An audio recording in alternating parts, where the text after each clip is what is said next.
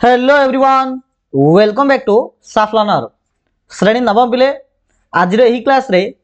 तुमर भूगोल बही तृतीय अध्याय जार नाम हूँ जलवायु। पिले माने यार आम पूर्व पार्ट रे जलवायुर प्रश्न उत्तर एक नंबर ठार आरंभ करी 5 नंबर पर्यंत प्रश्न उत्तर को आम आलोचना करें। आज वीडियो रे क्वेश्चन नंबर 6 रु आम डिस्कस करवा। तो पिला माने समस्ते ए वीडियो को शेष पर्यंत देखा कहीं वीडियो आम जो प्रश्न उत्तर गुड़िक आम डिस्कस करवा से प्रश्न उत्तर गुड़िक आम इमिति डिस्कस करवा और इमिति आलोचना करवा जमी युड़िक जब परीक्षा आसे आ तुम जब एमती लिख तो तुम निश्चित रूपे फुल मार्क आसब। बुझीपार ना? तो चलो स्टार्ट करवा। देख पिले क्वेश्चन नंबर 6 से कहला जे दक्षिण पश्चिम मौसुमी वायुर गतिपथ वर्णना करी विभिन्न स्थान में होउथुबा वृष्टिपात संबंध लेख। पिला माने यार अर्थ होला देख जदि आम भारत मानचित्र को देखा एठी लेखागला जे प्रश्न रे जे दक्षिण पश्चिम मौसुमी बायु। अच्छा आग बुझ दक्षिण पश्चिम मौसुमी बायु क्या कहुए। जितेबले पिला माने जून मास प्रथम सप्ताह आसे से समय मौसुमी बायु ए प्रकार कौन हुए ना भारत को से एंट्री करे। दक्षिण पश्चिम मौसुमी बायु कौन कहली दक्षिण पश्चिम मौसुमी बायु भारत को एंट्री करे। तापर जिते अक्टोबर नवेम्बर मास प्राय हो जाए यही दक्षिण पश्चिम मौसुमी बायु पुनर्बार यही प्रकार भारत रु समुद्र आड़ को जाए यहाँ उत्तर पूर्व मौसुमी बायु बोली कहुए। तो जिते दक्षिण पश्चिम मौसुमी बायु जून मासर प्रथम सप्ताह भारत को एंट्री करे मौसुमी बायु दुई भाग हो जाए। गोटे हूँ बंगोपसागर उपकूल देकी जाए आउ हूँ आरब सागर उपकूल दे जाए। जो आरब सागर उपकूल दे जाए ताहा पुनर्बार दी भाग हो जाए। गोटे इमिति जाए आउ ए प्रकार जाए। ये बंगोपसागर शाखा इमिति आसे ये अरुणाचल प्रदेश पाखे गोटे पहाड़ अच्छे बाजिला पुनर्बार से पछुक जाए। ए समय यही आरब शाखा एपट को आसता है मिसिक आसती इमिति इमिति आसला माने ए प्रकार टर्निंग मारती एठी बंगोपसागर दे आसता आसी एपट को आसती। बुझीपार ना? इमिति आसा जो आंध्र प्रदेश लास्ट और तमिलनाडु जो फास्ट अच्छी ये बेले बात्या करती प्राय अक्टोबर लास्ट नवेम्बर मास फास्ट कि सेकेंड वीक रे। ठीक अच्छे ए प्रकार होता है। तो ये समय कौटी को प्रकार वर्षा होटा से लिखापी से कही। तो देख दक्षिण पश्चिम मौसुमी वायु भारतीय उपद्वीप में दुई भाग विभक्त हुए। गोटे हूँ आरब सागर शाखा और हूँ बंगोपसागर शाखा। जो आरब सागर शाखा बोले कौड़ा ना जो एपटा जीव एटा को आरब सागर शाखा और एपटा को बंगोपसागर शाखा बोली कहुए। आरब सागर शाखार गोटे भाग मु कहली आरब सागर शाखा दी भाग आउथरे हम। गोटे भाग पश्चिम घाट पर्वतमाला बाधाप्राप्त हुई प्रतिपात पार्श्व 250 मिलीलिटर आउ अनुपात पार्श्व यथा डेक्कन मालभूमि मध्यप्रदेश केतेक अंचल 50 मिलीलिटर वर्षा कराए। तो मीन डेक्कन मालभूमि आ मध्यप्रदेश बहुत कम वर्षा कराई थाए आ पश्चिम पर्वतमालार जो प्रतिपात पार्श्व अधिक वर्षा कराई थाए। यह गांगे उपत्यकार प्रवेश कर बंगोपसागर शाखा सह मिलित होता है। तो एमती आसे यहाँ हूँ बंगोपसागर शाखा यहाँ हूँ आरब सागर शाखा आसिक यहाँ हूँ गांगे समतल ये मिसी थाए। आरब सागर शाखार अन्य एक भाग जोटा कि सौराष्ट्र आउ कच्छ उपकूल दे पश्चिम राजस्थान आउ दिल्ली आड़ को प्रभावित हुए। तो ये कहगला जे जो आरब सागर शाखा एपट जो आसो पे एटी अच्छे आमर गुजरात राजस्थान राज्य एटी अच्छी दिल्ली से कहे गुजरात राजस्थान देकी जाए ये पे अच्छे आरावली पर्वत श्रेणी। कौन अच्छे आरावली पर्वत श्रेणी देख गतिपथ आरावली पर्वत समांतर भाव में मीन आरावली पर्वत श्रेणी सीधा सी प्रभावित हम। जेहेतु आरावली पर्वत श्रेणी उच्चता बहुत कम अटे तेणु आरावली पर्वत श्रेणी में यही आरब सागर शाखा बाजिब ना आठे बहुत कम वृष्टिपात कराए प्राय नाई गले भी चले। एपटे जो बंगोपसागर शाखा थी मुझे एठारे जे अरुणाचल प्रदेश को आसला ये गोटे पर्वत अच्छे से पर्वत धक्का पाई से पछुक बुली थे बोली। तो से पर्वतर ना हूँ आराकानायम पर्वत। तो बंगोपसागर शाखाटी आराकानायम पर्वत द्वारा बाधा पाई काहाली सदृश शिलंग उपत्यका मध्य प्रवेश कर प्रचुर वृष्टिपात कराई थाए यही अंचल। तापर चेरापुंजी चेरापुंजी अच्छी क्योंकि आमर जो मेघालय जो अच्छी पिला माने आमर राज्य जो अच्छी सेठी अच्छी चेरापुंजी। तो चेरापुंजी वार्षिक 1250 जोटा कि सब अधिका अटे 1250 सेमी वृष्टिपात कराई थाए। तापर शाखाटी हिमालय अतिक्रम कर न पारी पंजाब लघुचाप अंचल को प्रभावित हुए। यह कोलकाता 120 सेमी, पाटना 102 सेमी, आलाबाद 91 और दिल्ली में 56 सेमी वर्षा कराई थाए। ठीक अच्छे ओके बहुत बढ़िया। चलो नेक्स्ट क्वेश्चन देखिए क्वेश्चन नंबर 7 जेट स्ट्रीम भारतर मौसुमी जलवायु को किपरि प्रभावित करे आउ थरे कहूँ जेट स्ट्रीम भारतर मौसुमी जलवायु को किपरि प्रभावित करे देख पे आउे पढ़ुची जेट स्ट्रीम भारतर मौसुमी जलवायु को किपरि प्रभावित करता है देख यार क्वेश्चन आंसर डिस्कस करिया पूर्व पिला माने किछि वर्ड विषय हम जानिया पड़िबो कोन कोन से वर्ड ना प्रथम होची पिला माने जेट स्ट्रीम बेले कोन ताहा जानिया पड़िबो द्वितीय जिंस होची हमर वातावर्त कहले हम कोन बुझिबा ताकू मते बुझिया पड़ियो नेक्स्ट हैला हमर पश्चिमा वायु प्रभाव बेले कोन ताहा मते जानिया पड़िबो ठीक अछि तो चलो प्रथम पिला माने ई डायग्राम डोटी देखो एठी कोन हिची ना मझरे पिला माने हिची लघुचाप ओके मझिरा कोन हिची लघुचाप आ बाहर पट अछि बेले चारियाडे अछि कोन अछि गुरुचाप अछि मीन्स जेते बेले कोनसे एक निर्दिष्ट जगार कोनसे एक गोटे निर्दिष्ट जगार वायु हठात कोन होची तापमात्रा वृद्धि पाई पूरा गरम होई जिवो तो से जगह कोन होबो हठात लघुचाप होई जिवो जहा द्वारा से जगार वायु को पूर्ण करिया पई तो लघुचाप वाला मीन से जगार वायु ऊपर पळेबो तो से जगार वायु को बा से जगह को पूर्ण करिया पई चारिडे जो गुरुचापर जो पवन थिबो बा ठंडा पवन थिबो ताहा से जगह को पूर्ण करिया पई आसीबो तो एहा को मुख्यतः वातावर्त बोली कहा जाय एहा को कोन कहा जाय एहा को वातावर्त बोली कहा जाय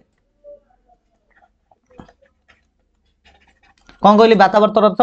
ना कोनसे एक निर्दिष्ट जगार वायुमंडलर तापमात्रा वृद्धि पाई जिवो जहा द्वारा ता हठात लघुचाप होई जिवो आ से जगह को पूर्ण करिया पई चारियाडे थिबा ठंडा वायु बा गुरुचाप अंचल ठंडा वायु से जगह को माडी आसीबो एहा को वातावर्त बोली कहा जाय ओके नेक्स्ट आसला हमर पश्चिमा वायु प्रवाह कहले कोन जस्ट ए सेकंड देखो एटा उठी देखो पिला माने पृथ्वी रो एटा जो हमर अछि वायु प्रवाह से देछि देखो एटा होछि हमर विश्व रेखा ठीक अछि एटा होछि हमर विश्व रेखा एठी 5 डिग्री उत्तर 5 डिग्री दक्षिण 25 डिग्री उत्तर 25 डिग्री दक्षिण 35 60 70 80 एमिति अछि दक्षिण गोला हमर 35 60 70 80 तो एठारे देखो पिला माने जो 25 डिग्री रु 35 डिग्री अंचल को उपक्रांतीय गुरुचाप बलय कहा जाय उत्तर गोलार्ध से दक्षिण गोलार्ध हमर 25 डिग्री अक्षांश रु 35 डिग्री अक्षांश को उपक्रांतीय गुरुचाप बलय कहा जाय ओके तापर देखो 60 रु 70 एडा होचे हां 60 रु जो 70 अछि पिला माने एडा को उपमेरुदेशीय लघुचाप बलय को अछि माने उत्तर गोलार्ध सेमिति दक्षिण गोलार्ध 60 रु 70 को मदे को होउची उपमेरुदेशीय लघुचाप बलय आमे जानि छे जे वायु मुख्यतः गुरुचाप अंचल और लघुचाप अंचल प्रभावित होइताय मीन्स पिला माने देखो एई उपक्रांतीय गुरुचाप बलय रु पवन जाग वायु जाग प्रभावित हबो उपमेरुदेशीय लघुचाप बलय आडो मीन्स पवन एमिति प्रभावित हबो उत्तर गोलार्ध रे ओके एडा को कहबो दक्षिण पश्चिम वायु बोली कहबो सेमिति दक्षिण गोलार्ध जदि आसीबा उपक्रांतीय गुरुचाप बलय रु एई उपमेरुदेशीय लघुचाप बलय आडो को पवन एमिति प्रभावित हबो एहा को उत्तर पश्चिम वायु बोली हमें कहिबा ठीक अछि तो पश्चिम वायु अर्थ होचे एडा तो उपक्रांतीय गुरुचाप बलय रु उपमेरुदेशीय लघुचाप बलय को जो पवन प्रभावित हुए एहा को पश्चिम वायु कहबो ओके उत्तर पश्चिम वायु दक्षिण पश्चिम वायु एमिति हमें कहि परिबा ठीक अछि नेक्स्ट आसला हमर जेट स्रोत बेले कोन देखो ए बॉक्स देख बहुत उच्चरे पिला माने ट्रोपोपॉज अर्थ होची ट्रोपोस्फियर पाखापाखि पिला माने 15 किलोमीटर माने पृथ्वी पृष्ठ रु 15 किलोमीटर ऊपर ठीक अछि ना प्रबल वेग रे बेले बहुत जोर रे पवन प्रवाहित हुए एहा को जेट स्रोत बा जेट स्ट्रीम बोली कहा जाय आउ थरे कहूची पृथ्वी पृष्ठ रु प्राय 15 किलोमीटर ऊपर जो ट्रोपोपॉज अर्थ होची ट्रोपोस्फियर जो अछि से पाखरे कोन होची ना पूरा प्रबल वेग रे पवन प्रवाहित होची एहा को जेट स्ट्रीम बोली कहा जाय आउडे मन रखि तो ए जेट स्ट्रीम होची एही पश्चिमा वायु रो गोटे अंश अटे पश्चिम वायु रो गोटे अंश अटे बुझि पारलो एबे देखो तो प्रश्न थिला हमर कोन ना प्रश्न थिला जे जेट स्ट्रीम भारतर मौसुमी जलवायु को किपरि प्रभावित करे देखो ऊर्ध्व स्तर रे बेले बहु उच्च रे एही जो प्रवाहित जेट स्ट्रीम जोडे की ट्रोपोस्फियर पाखा पाखि जो ट्रोपोस्फियर जो माने प्रबल स्पीड रे जो पवन प्रवाहित होची जाको जेट स्ट्रीम कहूचे सेटा पश्चिम वायु स्रोत एक अंश विशेष अटे आउ पश्चिम वायु कोन एबे तो तुमको कहली या पश्चिम वायु स्रोत द्वारा नियंत्रित मते हेताय ओके तब देखो 27 डिग्री 30 मिनिट उत्तर अक्षांश ऊपर 27 डिग्री 30 मिनिट आर अर्थ होची पिला माने देखो एठी हम जे पृथ्वी माने भारत राजनीतिक जने मानचित्र देखिबा पिला माने हमर 27 डिग्री पाखा पाखी एई अंचल पाखा पाखी आसी होटी ए अंचल पाखा पाखी ए अंचल आसी पाखा पाखी 27 डिग्री 30 मिनिट तो 27 डिग्री 30 मिनिट उत्तर अक्षांश ऊपर अवस्थित जेट स्ट्रीम को क्रांतीय पश्चिमा जेट स्रोत बोली कहा जाय मन रखितो क्रांतीय पश्चिमा जेट स्रोत बोली कहा जाय एहा ग्रीष्म ऋतु व्यतीत अन्य सब समय रे हिमालय रो दक्षिण प्रभावित हुए से कहले जेडे एठी अछि हमर हिमालय अछि एठी कोन अछि एठी पिलाने हिमालय अछि से कहले जे ग्रीष्म ऋतु व्यतीत अन्य ऋतु मानकरे ए जो पश्चिमा जेड स्रोत क्रांतीय पश्चिमा जेड स्रोत हिमालय दक्षिण भाग में अवस्थित जिते ग्रीष्म ऋतु आसो ताहा उत्तर भाग को चल जाए थाए ठीक अच्छे यही जेड स्रोत कौन होची ना जो भूमध्य सागर कौट अच्छी देख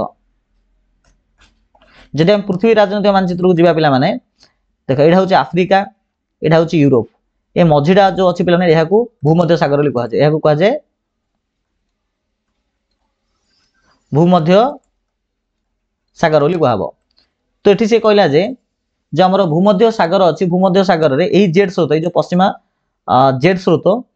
कौन होची ना सेठरे जो नातिशीतोष्ण वातावरण मुझे कही तुम देखिए वातावरण अर्थ कौन ना हठात गोटे जगह लघुचाप हो पूर्ण करने चारिआडू पवन प्रभावित हम यह वातावरण कहुए तो भूमध्य सागर में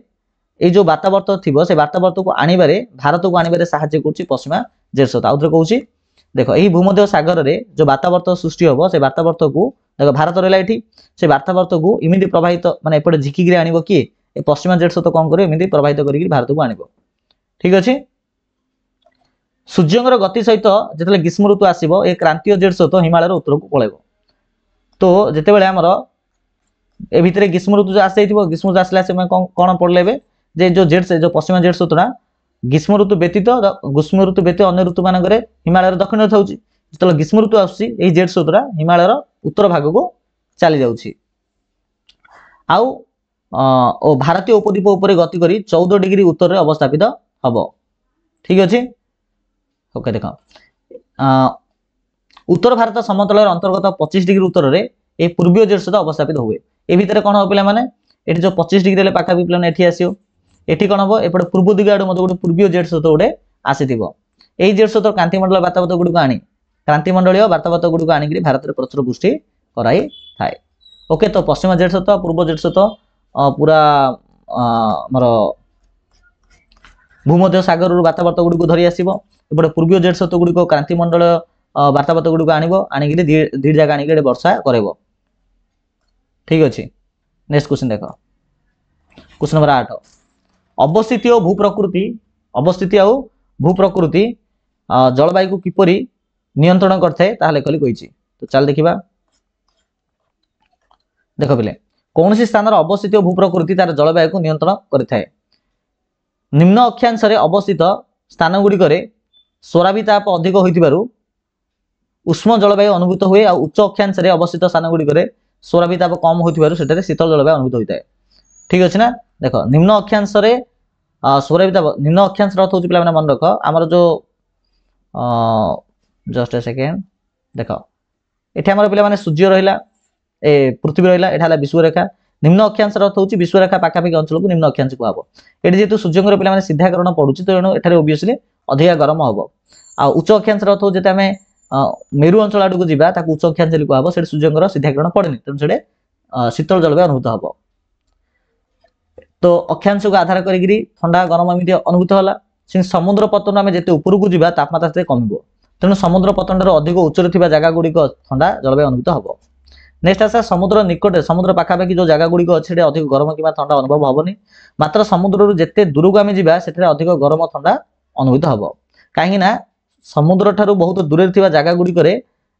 सामुद्रिक जलवायु अनुभूत हेनी से महादेश जलवायु अनुभूत हम से खरा दिने बेसी खरा शीत दिने बेसी शीत अनुभूत हम नेक्स्ट आसला उष्म और शीतल सामुद्रिक स्रोत समुद्र में 2 प्रकार स्रोत अच्छी गोटे उष्म सामुद्रिक स्रोत और हूँ शीतल सामुद्रिक स्रोत उष्म सामुद्रिक स्रोत जब प्रभावित हो तो से पाखापाखि जलवायुटा टी उष्म रहा शीतल सामुद्रिक स्रोत जब प्रभावित हो शीत ठीक अच्छे ओके यहाँ तो कहला आमर कौन ना अवस्थिति है देखिए भूप्रकृति उच्च पर्वत गुड़िक शीतल बा उष्म वायुर गतिपथ में प्रतिबंधक सृष्टि करता है माने ये कहर अर्थ होची जदि आम भारत मानचित्र देखा देख ये आमर कौन अच्छी ना ये अच्छे हिमालय पर्वतमाला अच्छी हिमालय पर्वतमाला कौन कर रहा द्वारा जो चाइना एपट साइड रे जो शीतल जलवायु अनुभूत होची आसिक हिमालय बाजिबा द्वारा हिमालय को अटकई दूसरी भारत को एंट्री करने को दौना से ठंडा वायु जहाँद्वारा आमर एते प्रबल ठंडा हुए ना जदि हिमालय न था हुए तो आमर भी प्रबल ठंडा होता तो उच्च पर्वत गुड़िक शीतल उष्म वायु को अटकई दी थाए फल जलास्पपूर्ण उष्म वायु पर्वत में बाधा पाई ଉପରକୁ ଉଠିକି ସେଠାରେ ବର୍ଷା କରାଇଥାଏ। ମାତ୍ର ଅନୁପାତ ଭାଷାରେ କମ୍ ବୃଷ୍ଟିପାତ ହୋଇଥାଏ। ଗାଢ଼ ରଙ୍ଗର ମୃତ୍ତିକା ସୂର୍ଯ୍ୟଙ୍କ ଉତ୍ତାପକୁ ଶୀଘ୍ର ଗ୍ରହଣ କରି ଗରମ ହୋଇଯାଆନ୍ତି। ତେଣୁ କଳା ମାଟି ଆଉ ଲାଲ ମାଟି ଥିବା ଅଞ୍ଚଳରେ ଦିନ ବେଳା ଖୁବ୍ ଗରମ ଅନୁଭୂତ ହୋଇଥାଏ। ନେକ୍ସଟ ଆସିଲା ଉଦ୍ଭିଦର ପତ୍ର କଣ କରୁଛି ନା ଉଦ୍ଭିଦର ଯୋଉ ଗଛର ପତ୍ର ପୃଷ୍ଠରୁ ଜଳ ଉତ୍ସେଦନ ହୋଇକି ବାୟୁମଣ୍ଡଳକୁ ଯାଉଛି। ତେଣୁ ଯୋଉଠି ଅଧିକ ଗଛ ଥିବ ଯୋଉଠି ବେଶୀ ଅରଣ୍ୟ ଥିବ ସେଠି ଓବିୟସଲି ତାର ଜଳବାୟୁ ସେଠି ଆର୍ଦ୍ରତା ଅଧିକ ରହିବ ବୋଲି ସେ କହୁଛି। ଠିକ ଅଛି। ନେକ୍ସଟ ଦେଖ क्वेश्चन नंबर देखो 9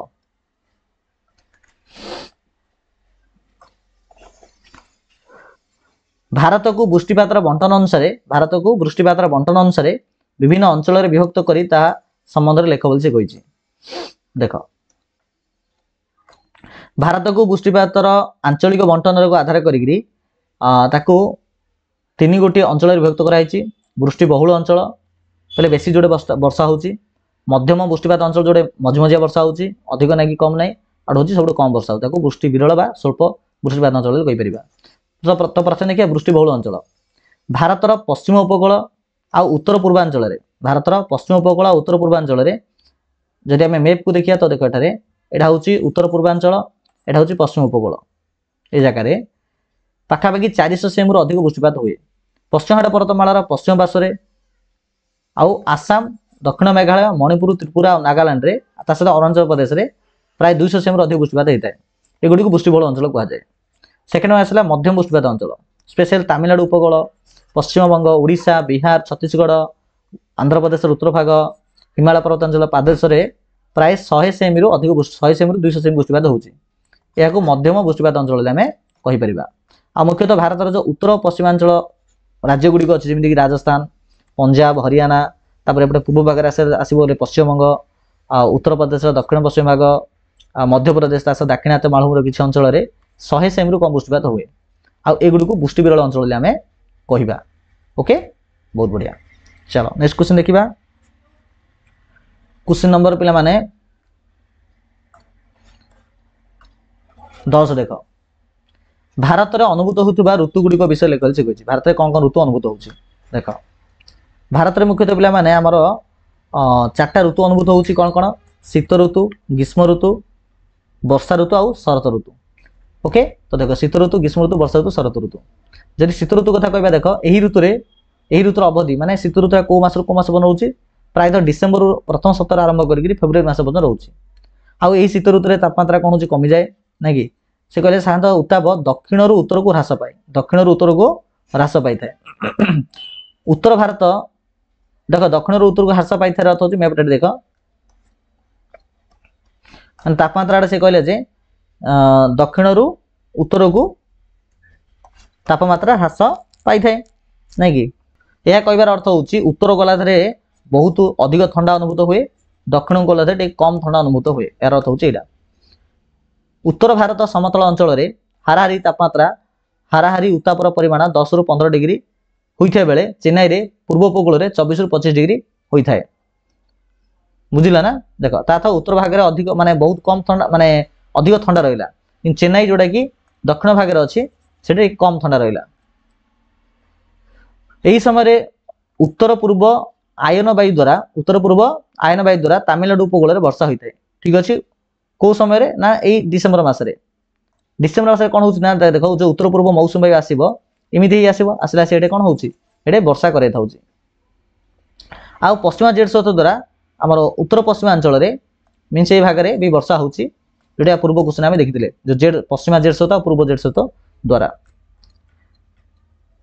ग्रीष्म ऋतु देख भारत में मार्च मास आरंभ कर मे मास पर्यटन रोचे ग्रीष्म ऋतु।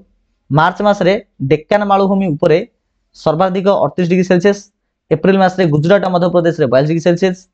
मे मासरे उत्तर पश्चिमांचल रे 45 डिग्री सेल्सियस अनुभूत होता है। यह समय पे उत्तर और उत्तर पश्चिमांचल बेले स्पेशल आम जो मरुभूमि अच्छी थर मरुभूमि अच्छी सेठारे लू प्रभावित हो जाऊँगी आउ पश्चिमबंग में काल बैशाखी जो वर्षा हो। ग्रीष्म ऋतुर शेष भाग में केरल और कर्णाटक में आम्र वृष्टि नामक गोटे प्राक मौसुमी वृष्टिपात होता है। नेक्स्ट आसला वर्षा ऋतु जून रु सेप्टेम्बर मासर मध्य भाग में होची वर्षा ऋतु। यह समय देशर उत्तर पश्चिमांचल व्यतीत बेले ये छाड़देला बाकी प्राय समस्त जगह वर्षा हो जाऊँगी। ଚେରାପୁଞ୍ଜିରେ ସର୍ବାଧିକ 1250 ସେମି ବୃଷ୍ଟିପାତ, ଶିଲଂରେ 200 ସେମି, କୋଲକାତାରେ 120, ପାଟନାରେ 102, ଆହ୍ଲାବାଦରେ 91, ଦିଲ୍ଲୀରେ 56 ଏମିତି ବୃଷ୍ଟିପାତ ହୋଇଥାଉଛି। ଏହି ଋତୁରେ ଅତ୍ୟଧିକ ଯଦି ବର୍ଷା ହେବ ତାକୁ ବନ୍ୟା କୁହାହେବ, କମ୍ ହେଲେ ତାକୁ ମରୁଡ଼ି ବୋଲି କୁହାଯିବ। ନେକ୍ସଟ ଆସିଲା ଶରତ ଋତୁ। ଭାରତରେ ଅକ୍ଟୋବର ଆଉ ନଭେମ୍ବର ମାସରେ ଶରତ ଋତୁ ଅନୁଭୂତ ହୋଇଥାଏ। ଏହି ସମୟରେ ଦିନ ଅଧିକ ଗରମ ଆଉ ରାତି ଅଧିକ ଶୀତଳ ଆରାମଦାୟକ ହୋଇଥାଏ। ଆକାଶ ପୁରା ସଫା ରହେ। ଏହି ଋତୁରେ ଆଣ୍ଡାମାନ ନିକୋବର ଦ୍ୱୀପପୁଞ୍ଜ ନିକଟରେ କ୍ରାନ୍ତୀୟ ବାର୍ତ୍ତାବର୍ତ୍ତ ଗୁଡ଼ିକ ସୃଷ୍ଟି ହୋଇକରି ଆମର ଯେଉଁ ଭାରତର ପୂର୍ବ ଉପକୂଳ ଅଛି ଗୋଦାବରୀ କିମ୍ବା କୃଷ୍ଣା କିମ୍ବା କାବେରୀ ତ୍ରିକୋଣମୀ ଅଞ୍ଚଳରେ ଆସିକରି ବାତ୍ୟା ସୃଷ୍ଟି କରି ପ୍ରବଳ ନଷ୍ଟି କରାଇଥାଏ। ଓକେ, ତ ପିଲାମାନେ ଏହି ପାର୍ଟରେ ଏ ପର୍ଯ୍ୟନ୍ତ ଥାଉ। ଏହାର ପରବର୍ତ୍ତୀ ପାର୍ଟରେ ଆମେ